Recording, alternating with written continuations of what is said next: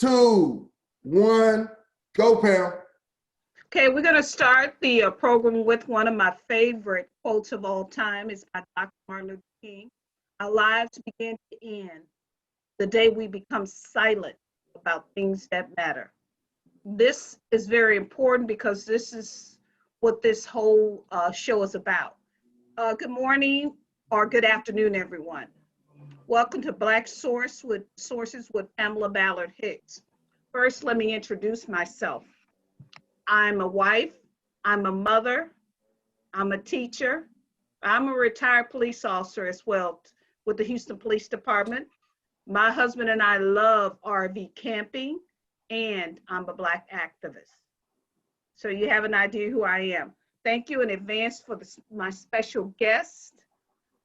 Before we begin the discussion, I'd like for each guest to tell me a little bit about you. And let's start off with Mr. Lemmons. Yes, my name is LaMar Lemmons, and I am a former state legislator, a community activist, a former president of the Detroit Public School Board, and also a Black nationalist activist, Pan-Africanist. Okay. Ms. Berry? Good evening, everyone. My name is Sharon Berry.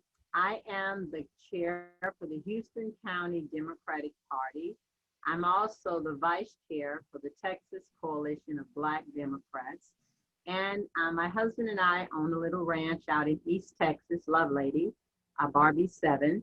And we're both retired military. And, you know, we were in the DFW area and then moved down here and got involved because it was one of those, what can I do to help? And ultimately I was the chair, and it's just been, you know, dust, you know, out there running on the pavement ever since. No rest for the weary. I'm glad, and of all the jobs that we do, if you all like me, you just want to make a difference. You just want to make a difference. Wonderful, thank you.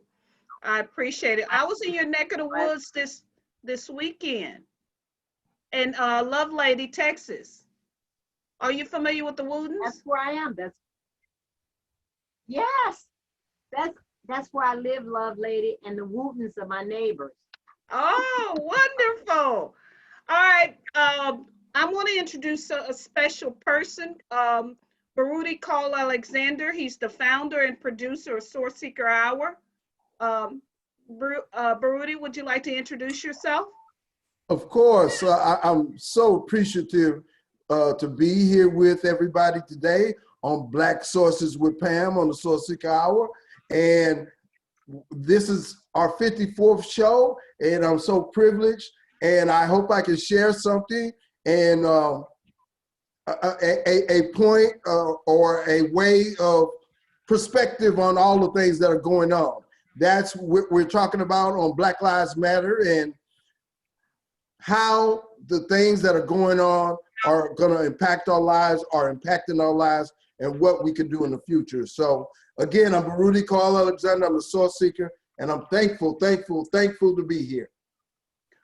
Okay, thank you. Mr. Houston, can you hear me? Yes, I can hear you. Hi, I'm Pamela Ballard Hicks.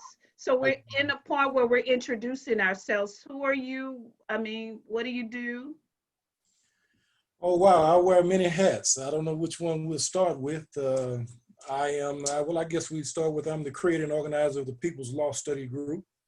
I'm also a former host of the Know Thyself Radio Network, Know Thyself Show. I'm also an assistant governor within the Rotary International Organization here in Houston, District 5890, assistant governor of the Houston International Rotary Club and the Galleria River Oaks Rotary Club.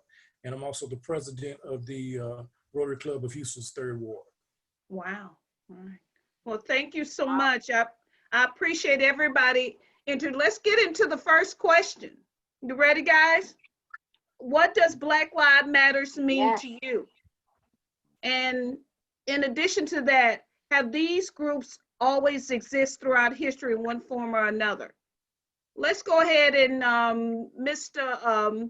Houston, can you talk first, please?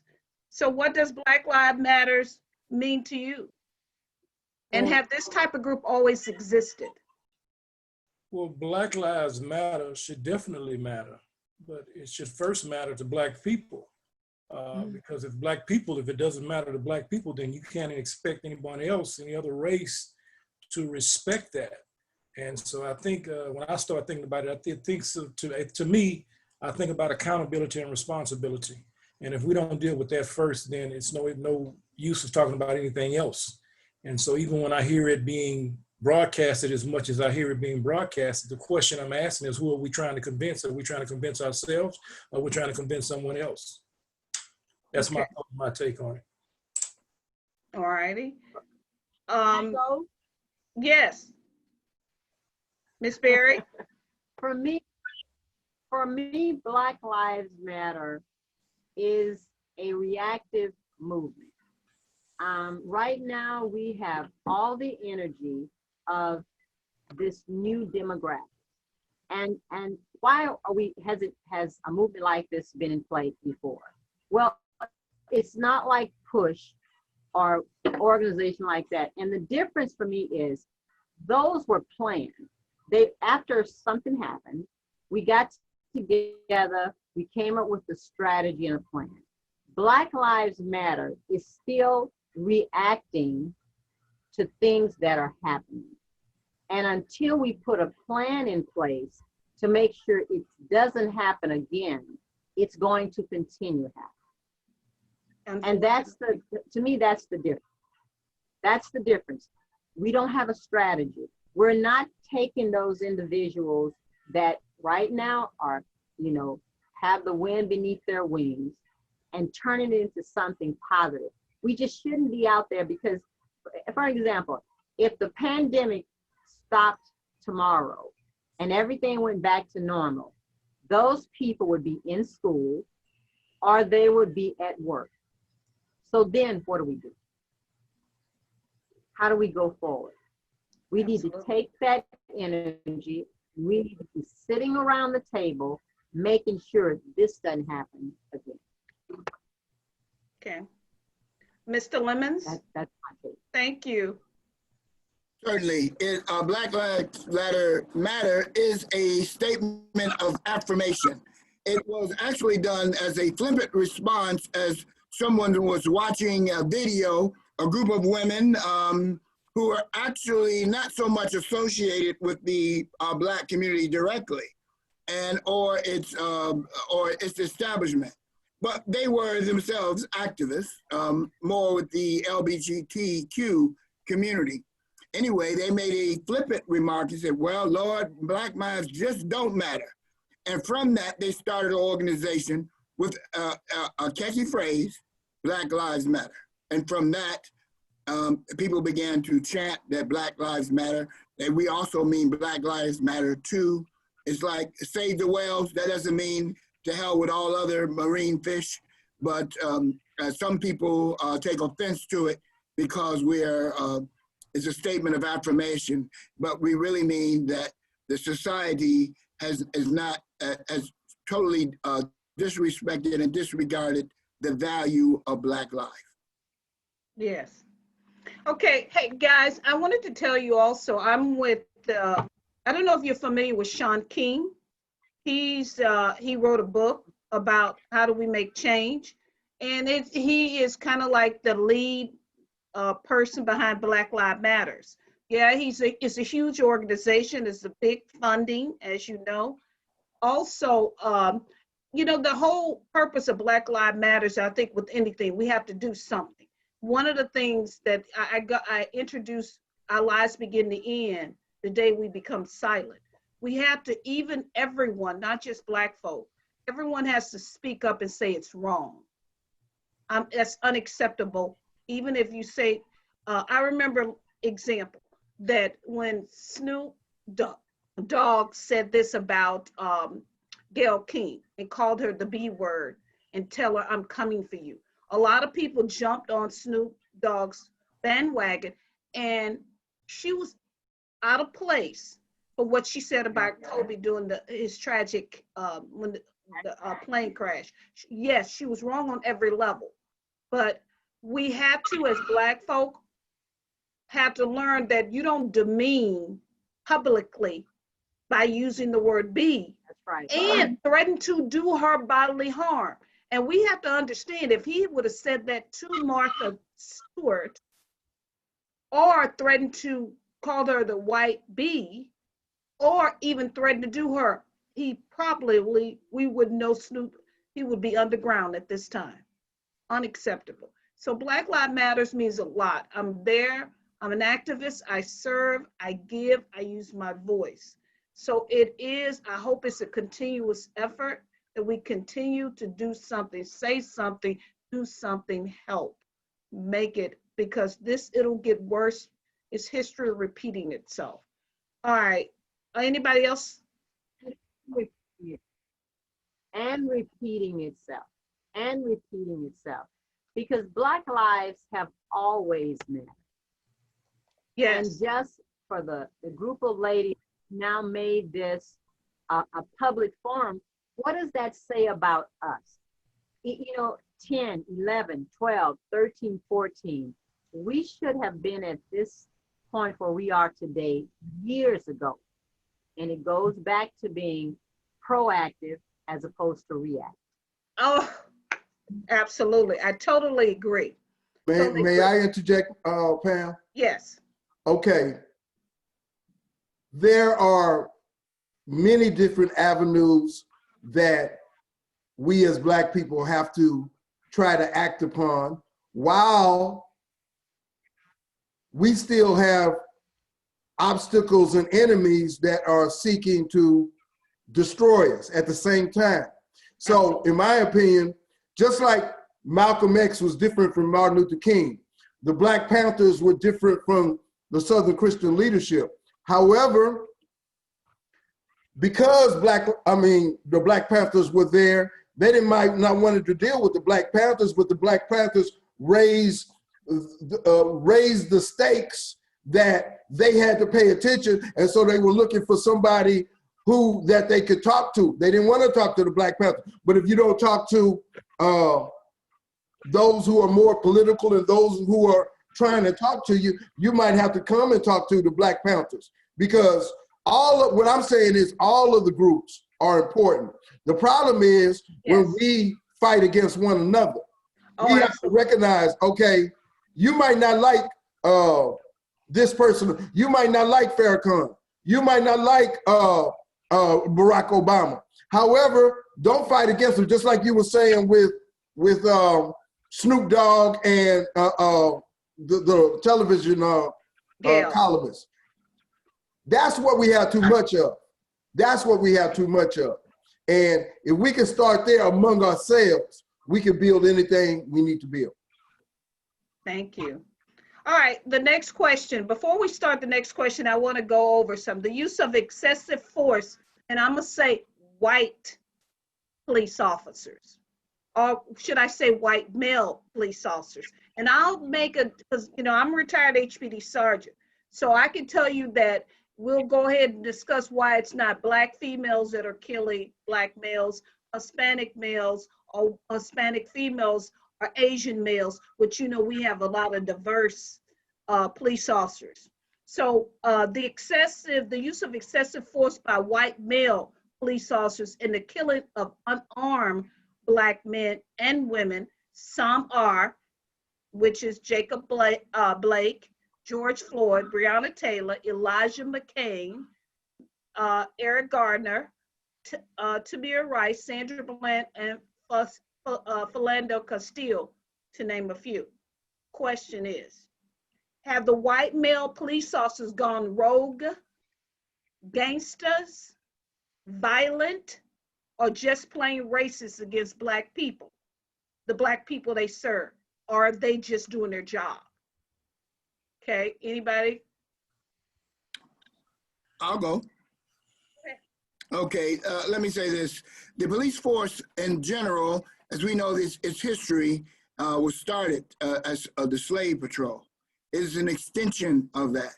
about in the 60s and 70s, I worked hard to make sure we had more Black inclusion. But this earlier this year, I had a young black police officer, and I do have a grandson who's on the police force here. And I'm in the city of Detroit, by the way. I know you were Texas.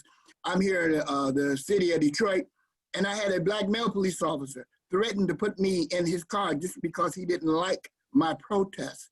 And I was out protesting the racism in an area of Michigan that had a militia where, you know, where the Oklahoma bombers, the people from that same community played a football game with one of our schools, and they were spitting on them. The children took a knee at the national anthem in the football game last year, and the parents and the other team took offense to it and began spitting and calling it the N-word, and anyway, it was a mess. So when they the white team prevailed, and when they were playing at the football stadium, they get to play in the Ford Field, which is where the Detroit Lions play. And so I was out there to protest, and I had a black police officer try to violate my constitutional rights to protest and to peacefully walk. And remember, that same police force had protected the Klan when they were marching, and the skinheads in the city of Detroit. They marched in Detroit, and nobody beat them up. Nobody, you know, they march in, Detroit is a 80% black city, by the way. So it's not just white police officers, but the white police officers know their job, which their job is to terminate when they can black life. That's what they were started for, to incarcerate, and if not able to incarcerate, to terminate. And what has happened is the advent that everybody has a camera phone. See, the only reason Martin Luther King was successful is because the media was there. So we still, they had cameras. Had there been no cameras there, Martin Luther King would not have been successful. But because of the cameras, world opinion, and the same thing happened with George Floyd. World opinion watched those almost 9 minutes of torture.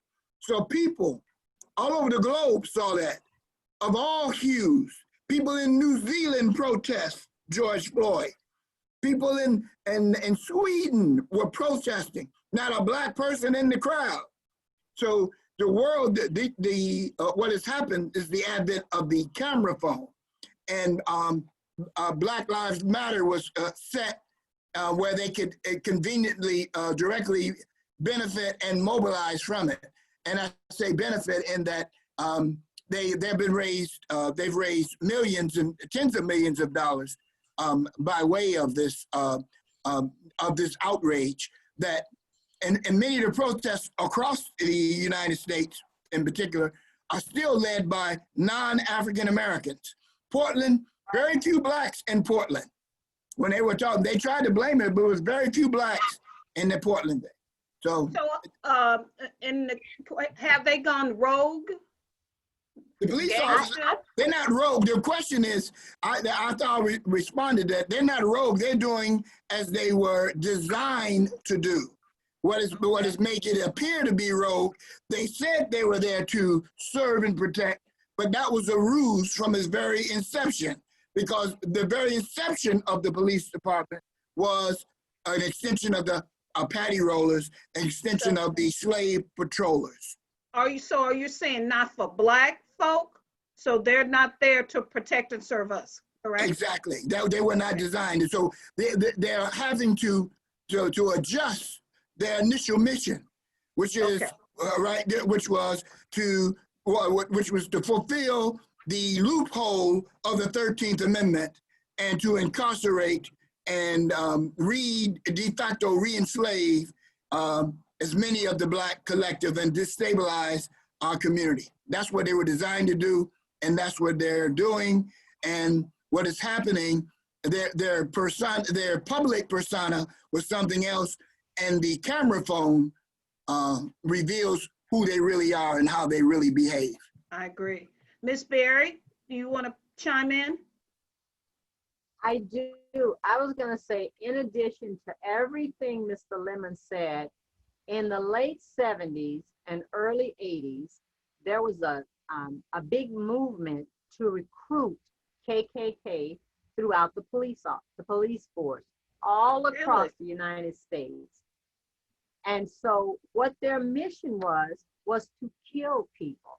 And they were basically licensed to do that. The law was on their side. And we still have some of those people or their sons or whatever on these police forces. It's really like I'm in East Texas. Like when they put the order out for masks, the first thing our constable, Clyde Black, said, if anybody gets a fine or whatever, I won't enforce it. You don't have to do it. So all along, they believe they have been above the law and they don't have to abide by it because a lot were put in place so that break the law. When you say they, who are they? I want you to be specific because I think the they. White males. Correct. White males. I agree. And you know, on me. the police force. Absolutely. White males that are in a position. White males who carry a gun every day and thinking that they're there. Absolutely. Well, they are not thinking. They're there to serve, but they choose to protect and serve who they want. And Black people are not the people that they do it. So white males. Okay. Go ahead, Mr. Houston. Thank you. Well, with me, I really don't know how to answer that with a direct answer. I look at every situation on a case-by-case basis because I don't believe they're just killing Black folks, they're killing white folks as well. Oh, really? Yes, it's just not as publicized in the media as much. That's number one. And number two, we have to understand what America's all about. While I would be the first one to not deny America's racist past, that can't be denied. But what you have to do is go back to the root and pull up the tree from the root to understand what happened and why it happened. And because sometimes it's not what they call you, it's what you answer to. And I use a scenario of two kids playing in a sandbox. If you have two kids that are getting along and everything is fine, another child can come in, that third party can come in there to be disruptive. And that third party is going to get one or two reactions. He's going to come in and disrupt what is going on, and then everybody's upset, or the other two is going to ignore him, and the third one is either going to get with the program or he's going to leave the sandbox. I said all that to say this. America was built on capitalism. America, if you really understand what's going on with America, America is really not a country. It is a corporation. Countries do not have presidents. Only corporations have presidents. Only people in corporations vote because you are a shareholder or a stockholder within that corporation. So this thing called the United States of America is more of a corporation than it is a country. This is why we vote for a president every 4 years. And this is why we as the shareholders of this thing called United States vote. So if it's built on capitalism, as I see the media do, racism sells. And looking at Black America, my question is with Black America, why are we in worse shape, worse condition now than we were 50 years removed from slavery? Booker T. Washington has a quote. He has a quote, and I'm a big fan of Booker T. Washington. And this is what I believe because I see a lot of stuff pumped up in the media, and the media is a very powerful source. Booker T said this, he said, there is another class of colored people who make a business of keeping the troubles, the wrongs, and the hardships of the Negro race before the public. Having learned that they are able to make a living out of their troubles, they have grown into the settled habit of advertising their wrongs, partly because they want sympathy and partly because it pays capitalism. Some of these people do not want the Negro to lose his grievances because they do not want to lose their jobs. And so that's my take on it, because what I understand is, again, it's not what they call you, it's how you answer to, it's what you answer to. So I carry myself in a certain way. And people know that. So- So you don't fool with that type, because what are we doing? What are the accountability and responsibility we're taking for this? So you say that's a no, white male police officers have not gone rogue, gangster, or violent. They're doing their job. Is that what you're saying? Well, I told you I couldn't answer that question directly because I will not deny the situations that has happened. What I'm talking about is the response to it. And everything that I look at is a case by case basis. And I also look at how the media is pumping things up. So I can't give you a direct answer. Don't be a Donald Trump on us now. You have to answer. Hey, I voted for him. What? Yeah, I voted for it. And that's If I can interject Hold a on. bit. So you telling me you vote for white supremacists? No, it is not what I voted for. You voted for white supremacists? No, I voted for small government. Okay. He hasn't Can I changed. interject, So- ma'am? Voted. But hold up one second. And I'm gonna be honest with you. I really kind of have a problem with somebody that would vote for. It's one thing, but we know fact. Donald Trump is a white supremacist. Another How do second you know thing that? we Based know- on what? Based on what he said. Have you been watching, like you say, the media? Oh yeah, I look at the media all the time. Okay, well then it's obvious. It's plain and simple. No, what the media does is obvious. Oh, so But the like you facts, said, let me say So- this. hold the up. facts- Even so, the court records is a lie as well. The child molested records are a lie as well. And the way he abuses and degrade women reporters, that's a lie as well.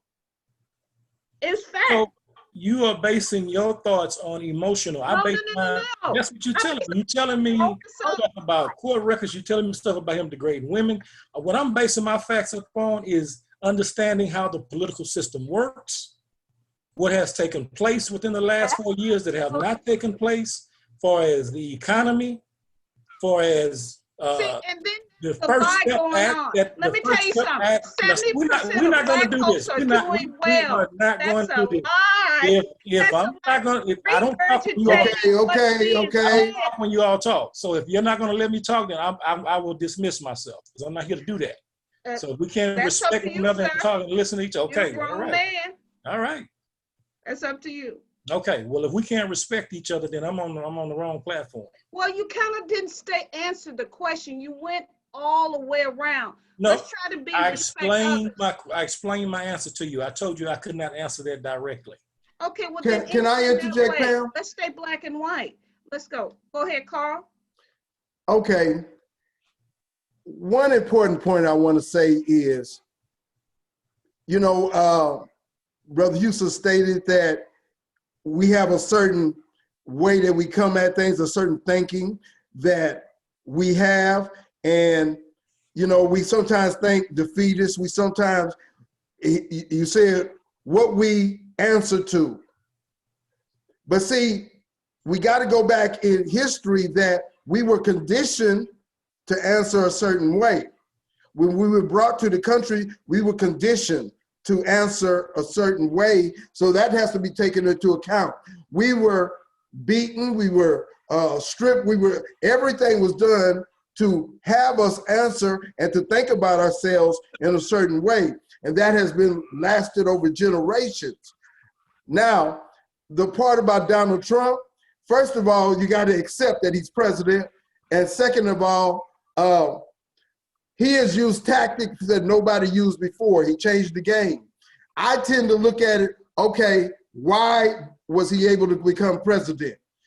Now, because he understood that he was able to effect and use his ways to intimidate and use a lot of other tricks. However, you have to respect that he got there. Now, he has a lot of history with Black people over the years. I just looked at a boxing match where he was one of the ones in the ring, and he was over the boxing thing, and he was in association with a lot of Black people. And Herschel Walker just came out for him.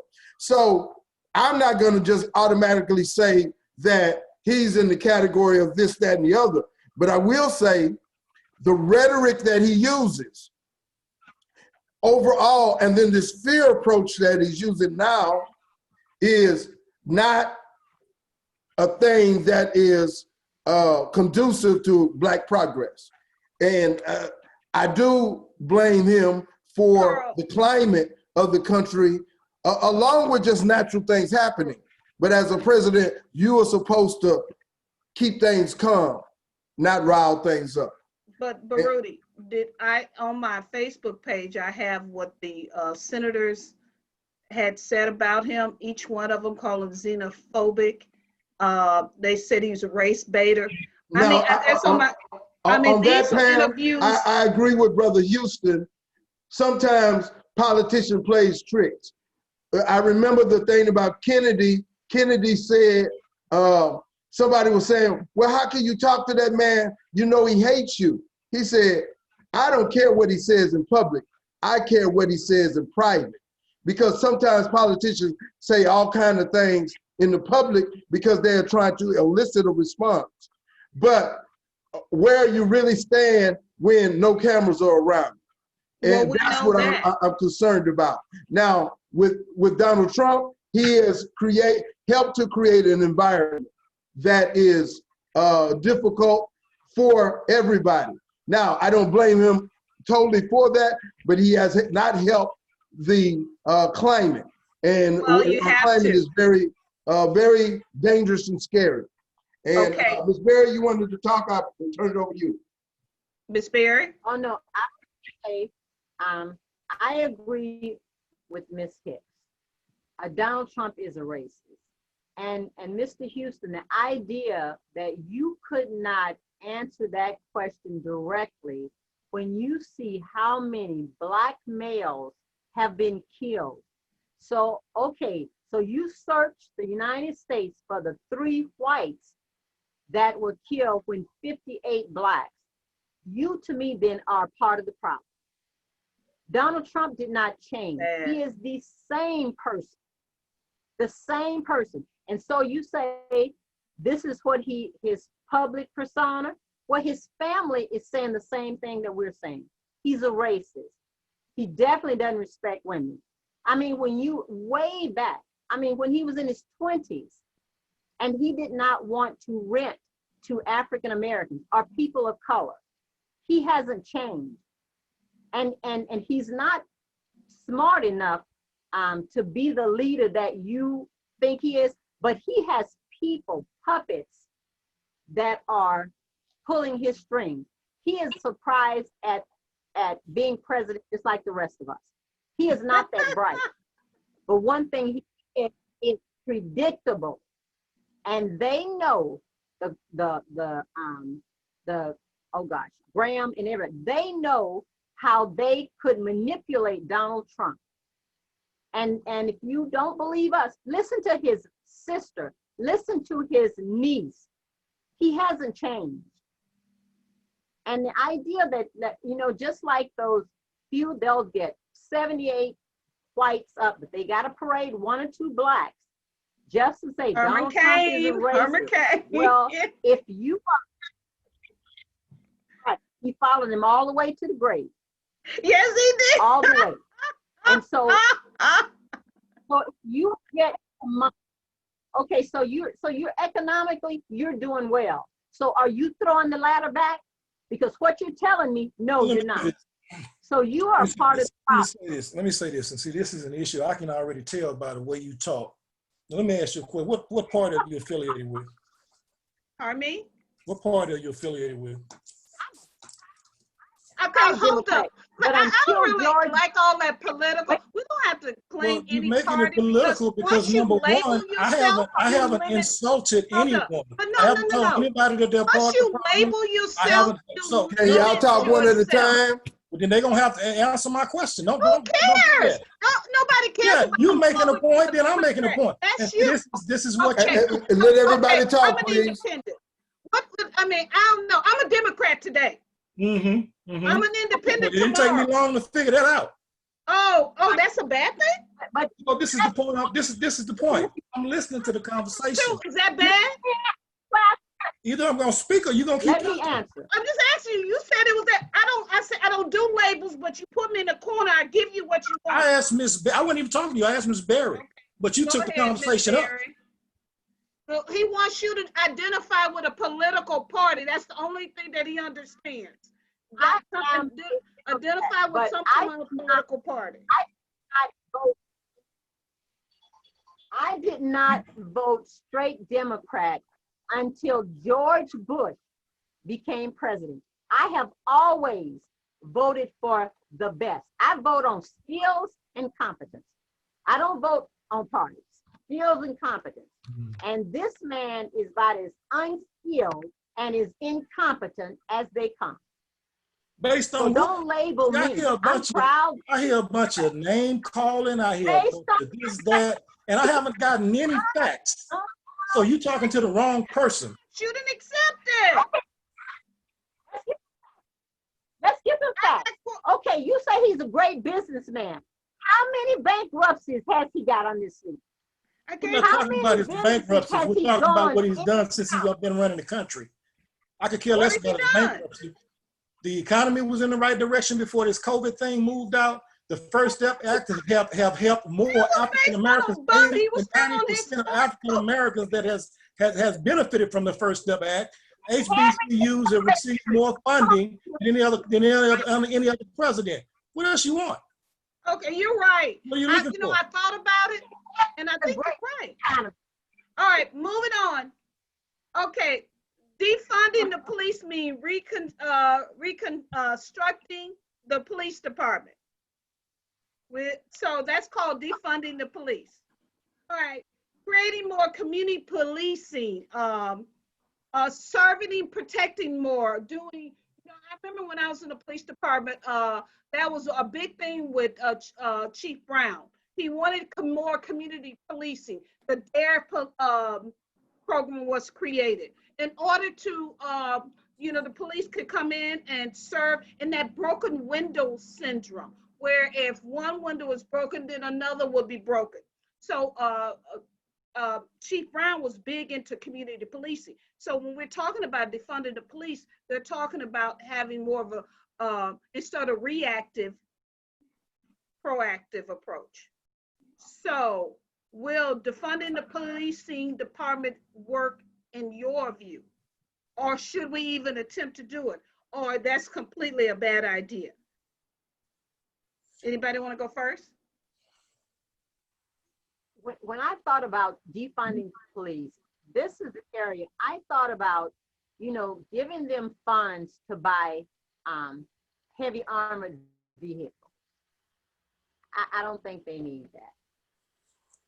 To me, it's the excessive equipment. So I would have to really look at a line item, a byline item as to what is it that they need that I don't think they need, strictly my opinion, based on the needs of that community, then I would take away some of the funding. I don't think you need a heavy armored vehicle. I don't think you need a tank. A lot of the stuff we give police, I just don't think they need it. That's what that's that's one of my opinions. So I would really have to look at where the money is going. Definitely. Before I just, department by department. Fund the police. Definitely, yeah. Smart in, yeah. Yes. Mr. Lemmons? Certainly, and the quote defunding, which is we talked about how Black Lives Matter was a great slogan. Well, defund the police is a terrible slogan. But if you talk about, if you talk about reorganizing the police and reprioritizing the policing, where you're not spending money on tanks, you're not spending money on ex-military equipment, you're not spending, you're reprioritizing what the police is doing, and you're taking money that should be going to social workers and psychologists and healthcare, and you prioritize that. Let's look. You were a former police person. You know that. I'm retired. Retired police officer. So you know that the majority of your calls are domestic related. That's number one. That would be number one. And so when those things get out of hand, the response is not kill them right now. It's already an emotionally charged thing. So the police have to be there to make sure their weapons or things are not secured, but they should be able trained to de-escalate the situation more than, and oftentimes when you send a person who's not from a community, who may be hostile to the community, or may even be perceived to be hostile to that community, you're really throwing in. And when you have police officers who are not from or may not be familiar with a particular community and not familiar with the way that they communicate and what is said and what is meant by certain phrases and gestures, etc., it becomes a recipe for disaster. So there are some things that need to be reprioritized and with the police department and how we police. And so, and the phrase for that became defund the police, which again is a terrible phrase. But speaking of defunding, that's what Donald Trump did for the healthcare and Obamacare. Watch out then. So he didn't call it he said he didn't call it defunding, but that's what he did. He defunded, and now we're in the midst of a pandemic, and of course Donald Trump is an avowed white supremacist, and he's filled his cabinet with white supremacists. And what is most concerning with me is that he's appointed almost 200, I think 198 judges, all of them Federalists, all of them extremely conservative, some of them white nationalist judges, 198 white nationalist judges as determined by the Federalist Society. And our grandkids will be dealing with it, with that long after Donald Trump. If Donald Trump only gets 4 years, understand this, those judges may be there for 40 years. And so we will be dealing with that. That's right. And what's really concerning there is that he didn't even have the decency to find a Clarence Thomas. He could have put a Clarence Thomas, a blackface white supremacist. You know, we have blackface white supremacists, you know, Clayton Bigsby, Clayton Bigsby of the world. That was a powerful statement. Blackface white supremacist. Oh, absolutely. We've internalized, after 400 years of this, a large percentage of us have internalized, which is why I think someone said we got to make sure Black lives matter to ourselves. We've internalized white supremacy on the small level and also on the large level. And so we have to go through a deprogramming in and of ourselves. Okay, Mr. That's a Mr. Johnson. Houston. I'm sorry. Oh, he left? Houston has left the building. Oh, because we were Houston to answer. I asked Baruti. I said Baruti. All right. One of the another question. Is there anyone want to discuss the first time you were racially profiled or experienced racism? Well, that's for me. Anybody could discuss it. Anytime, the first time you were racially profiled or experienced racism. I mean, all my life, I mean, I have came across stereotypes, which is what racism is. It's a stereotype, putting a person in the category of that's who they are and so forth. But I've had quite a bit of stereotypical behavior from Black people also. Of course, it's different. Now, at least the Black people who stereotype me, they see me as human. The white people who stereotype me, they don't see me as human. So that is the biggest difference there. I'd like to say this. Even though we have sometimes different standpoints, we still have to be respectful to each other, especially within our own circle. That's one of the problems that we have is, we get to calling each other names and not realizing, hey, this other person who has the power has set this situation up. One of the things from the groups in the 60s, the Black Panthers, Southern Christian Leadership, they had an outside force also that was causing division within their own organization. And we can't, unless we have some evidence, we can't just easily fall for that. So that's one of the things that I'm about. And I don't get caught up in labels either. I'm an independent. I go line by line and vote for who I want to vote for. And, you know, there are people who are Republicans who I like. I like Tim Scott. I think now some of the things I will not go along with that he stands for, but there were some things Obama did that I didn't like, and I'm 100% behind him. I didn't like that he had a platform of same-sex marriage. I didn't like that, but I like the overall. So I think we have to be a lot more cooperative, even if we disagree. So I totally agree with you. And I'm not, I was a big Obama fan, just the idea of the Black man president, but it was a lot of things that I have problems with what Obama didn't do. You know, so it was a lot. So I understand those people that said that, you know, he let us down in a lot of ways. He failed to promote the Black agenda. He failed to bring forth that. And a lot of things were on his watch. But I'm not saying he was a bad president. What I'm saying is the Black agenda. If I may interject on that. Now, he's president of the United States. There's certain things that he was not going to be able to do, period. Now, and he explained it one time. He explained that there were some Black people that were his critics.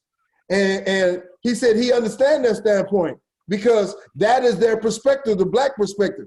He had to take an overall perspective, but you wouldn't even look at it like that if you read his book and his first book, Dreams from My Father. I loved it.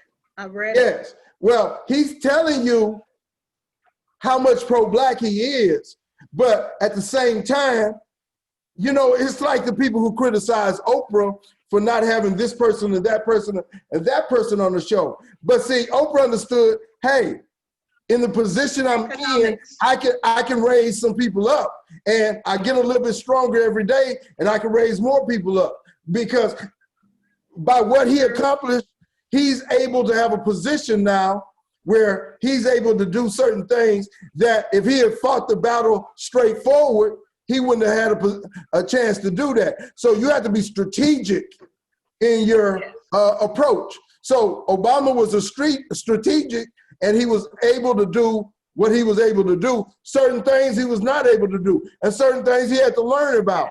In his first term, he tried to be cooperative with them until he realized no matter what he did, they were not going to be cooperative. And so he learned in his second term, he said, okay, well, let me use executive powers.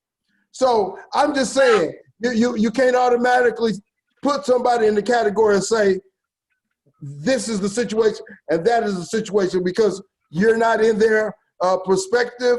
I mean, you may not see their perspective, but that doesn't mean it's not valid. One of the things that I had problems with Obama was, and I liked him as a president. One of the things I had a problem with, they asked him with this policing to actually go into and file, even talk with the prosecutors and have federal charges brought against these police officers that were killing Black males at the time. And he didn't act. He didn't act. So this occurred on his watch, and it got worse under a president that supports white supremacy. Even they got what's that Stone guy?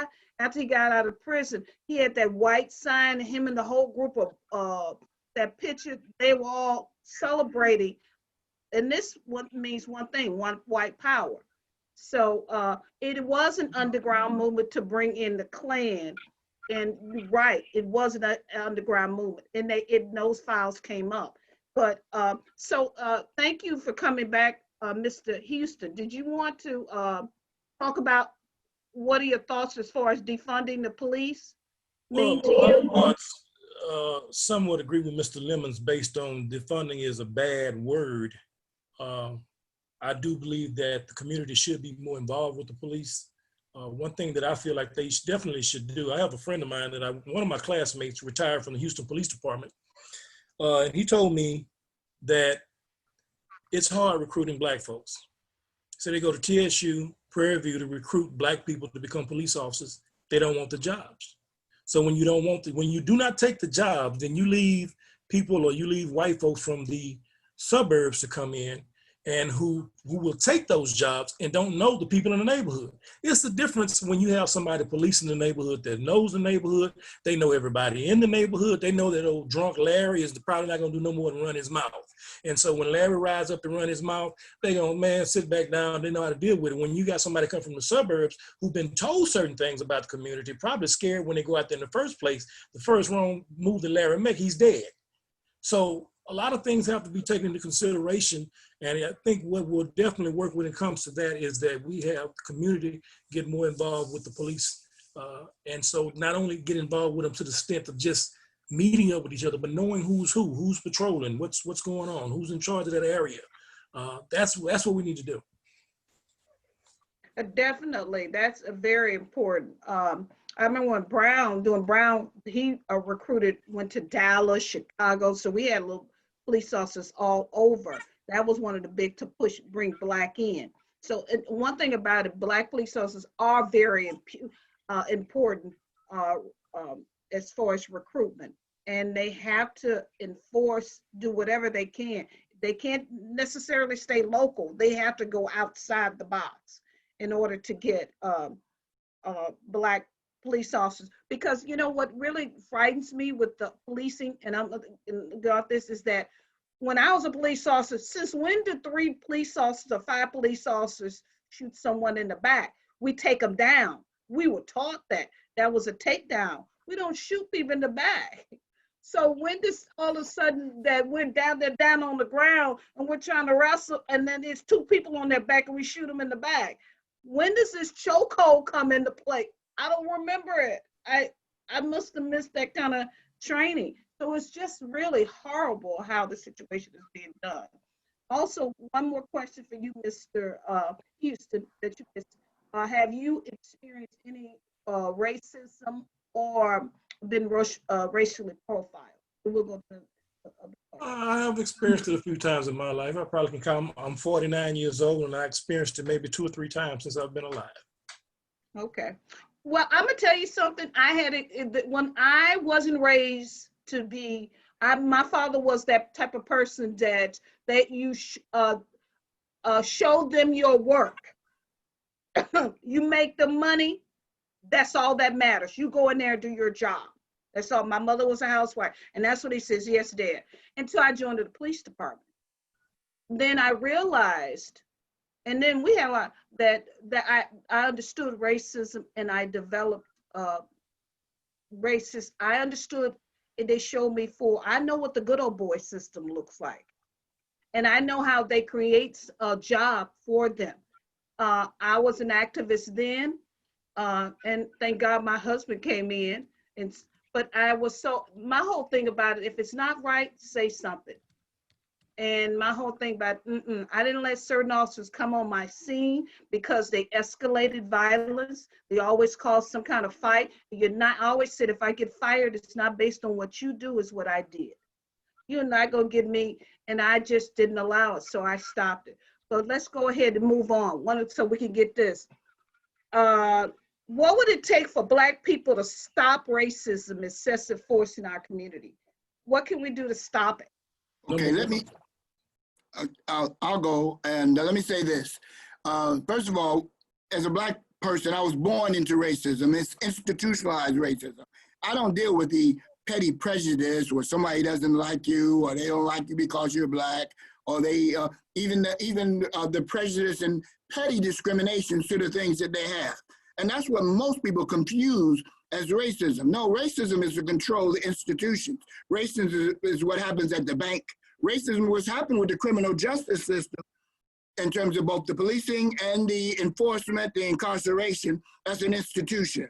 Racism is what happened to the banking, the housing, the control of the finances.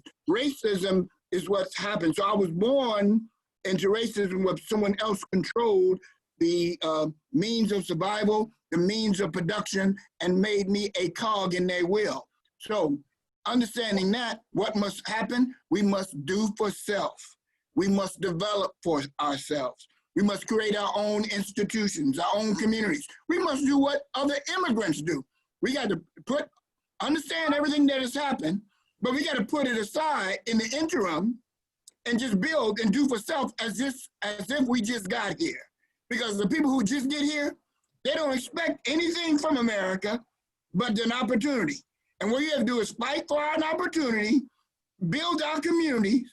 Don't throw paper and trash out. Don't cuss and disrespect each other. We got to work for ourselves. That's what we must do to combat racism. And then and only then, once we have institutional control of our families, control of our businesses in our community, control of our collective behavior, then we can go toe to toe with any institution that is trying to hold us down. But first, we must come together. That's how we combat racism. We come together as a people with a common agenda, not to come from externally. We talk about reparation. That's what somebody else is going to do for us. I'm not saying we're not doing. I'm not saying we're not due, but if you don't have the institution to force them, to compel them, and the only thing you can do is say, you should feel bad about everything that you've done for us, we're not going to go anywhere. We have to rebuild. We know they burned down Black Wall Street. We need to build it again and again, and we need to build 1,000 Black Wall Streets. That's how we fight racism. We do for self, or we suffer the consequences. And Absolutely. Of course, Economic empowerment, definitely. Yes. Anybody else? Go ahead, Mr. That is the theme of, that is the theme in my Rotary Club, economic empowerment through education. The Rotary Club of Houston 3rd Ward.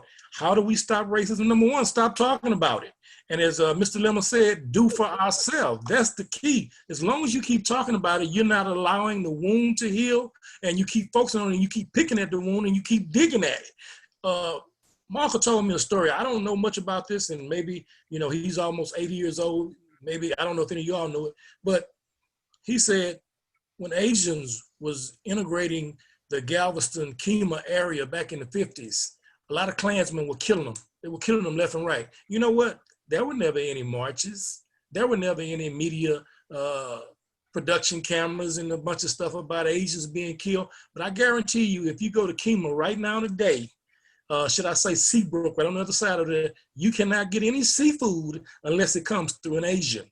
So really? These people are about their business. I don't know why, even though I have to admit, we have suffered the most more than any other people in America, but we have not been the only hated class of people in America. The Italians were a hated class of people in America, but they got together, they came up with La Cosa Nostra, and that's not happening anymore. There are other groups of white groups, Irish, that were hated. The Polish were hated. So we have to come back to accountability and responsibility. As long as we keep talking about this stuff as what somebody's doing, instead of coming together, working as a unit and understand, the first thing we have to understand, number one, we're not a monolithic people. So all this, every time somebody says something that we don't agree with or don't sit well with us, then it's ready to be a squabble or an argument or emotions flying, instead of sitting down and listening to one another, because this is how iron sharpens iron. We have to be able to hear each other, even when we don't agree. And so we can really listen with the ear and the heart, so we can work this thing out. So until we do that, we can't do anything. And this is what we have to realize. We're not a monolithic. And so therefore, we must make room at the table for everybody to sit down, because even though we're all Black, we all got different backgrounds. How do we accomplish this thing? That's how we accomplish it. Absolutely. That should, Miss Berry? that should make us, I'm muted. That should make us more successful. Look at the leadership that we have. So why aren't we having that conversation with them? Why are we not having that conversation? Why are we not putting forth an agenda with all of this that we're talking about? I want to go back and digress a moment about recruiting police officers. We had this problem in the military. we were really, really stressed at recruiting Black officers, soldiers. And I remember every month I used to write a suggestion. The only way you recruit people in your neighborhood, you got to show Billy, John, whomever, that they can emulate somebody who made it out of the neighborhood. Mhm. You can't send somebody across town to tell me you can be a police officer. I need to see somebody in my neighborhood that is a police officer, and then they can emulate that. But I think, like you all know, I'm the vice chairman for the Coalition of Black Democrats. It's so funny. Today, I had 3 conversations on economic development, economic empowerment for us. And there's some initiative we're working on in rural Texas. But we need to have this conversation because everybody is moving forward except us. Everybody. So I have enjoyed this evening. I have to jump off and get on another call. Thank you. Enjoy. Thank you. We're gonna see some last words. Any comments? Anything you want to end? Anything you want us to follow? You on Facebook? Anything? I just like to add this. I do. Excuse me. I just like to Hold add, on, Mr. Houston. She's getting ready to hop out. Go ahead, Miss Berry. You said you had to go? I wanted to say on the 19th of September, I'm going to make sure everybody get a copy of the Zoom. We have our statewide meeting for the Texas Coalition of Black Democrats with all the leadership. And I would so like all of you to be on that call and raise these same points. Okay. So please join us. The 19th of September. You can look at the TexasBlackDemocrats.com or Texas Coalition of Black Democrats is our webpage. And if you're not a member of a chapter, please do. Please do. We need you because it's going to take us. It's going to take this panel. It's going to take the leadership in our communities, and we have to make them do what's best for us. Really appreciate you guys. You will. It's been a pleasure talking with you guys today. Thank you for all your enlightened thoughts and wisdom. And I know that you, Mr. Houston, had some comments. You want to share comments, concerns, books, words of wisdom? in terms of leading, I want to leave this with all the listeners and viewers. Open up your mind and be able to view things in a different light and not see just things in one way. I have a law degree, and the first thing I received that law degree in 2015, and that's when I started the People's Law Study Group. And the reason why I started the People's Law Study Group is because I realized the system, the judicial system, is legality. And people of color don't understand legality. We understand morality. And just because we understand morality, we operate on what we feel or what we think should be right or wrong. That is not necessarily what legality is. And so I started the People's Law Study Group because I think more of us found ourselves in trouble, not because it was just a racist agenda. We just don't understand the legal system. And if we do not understand the legal system, how can it work for you? You can't do that but work against you. And so therefore, we have to look at things differently and be able to hear everyone talk, because everyone have a point. No one person is correctly right. No one person is correctly wrong. So let's open our minds up. I agree. But can I ask you just one question? Do you think the criminal justice system is a system that's fair or a system that works for particular Black men? Well, this is why I've always instituted small government. If you understand the United States when it was first built, if you go back in history, that's the reason why they wanted small government, because government is corrupt. But understand this. If you understand, like me, I could care less about a prejudiced judge because I know the law. It doesn't bother me if you put me in front of a prejudiced judge or not. Because if you have a community working together, what I wanted to do that was not instituted was I wanted to put the People's Law Study Group in every major city across the United States and have a board that would work with people who got in trouble to be there for their defense. But we have to understand that we have to first be partakers in understanding how you can't fight it if you don't know it. So yes, is there corruption in the legal system? Yes, there's corruption in everything. But if you're not prepared to fight it or you don't have the tools, then you've lost already. Absolutely. Okay, Mr. Lemmons, you have any last comments, closing comments, thoughts? No, except that to echo my earlier comments, we must come together. Either we come together and either we hang together or we will hang separately. All right, Baruti? Yes, I'd like to say this. Before we can really come together, we have to learn to love ourselves. We've had so many things happen to us. So deep in our psychology, they've implanted a acceptance of inferiority or victimization or so many different. Can you imagine fighting all of this for generations, and it passes down over generations? That, you know, just like the Black Lives Matter movement and people getting upset with it. Now, I would ask them, okay, when there were signs saying Black people can't go here, and find that N-word and all those different signs over generations, were you upset then? So it's okay to have our signs, Black Lives Matter, today, because we are seeking to affirm ourselves in a new climate. So I say Black Lives Matter all day, because hopefully it'll come back all those centuries, all that time in the past where we were impacted negatively. So that is what I want to say. And I thank you all for letting me speak. Okay. Thank you guys for showing up. And Mr. Houston, one thing I have to say, you have enlightened me. You are absolutely right in demanding that, saying that we open our eyes and not see our view, and instead saying that this is what we see. Because you're absolutely right.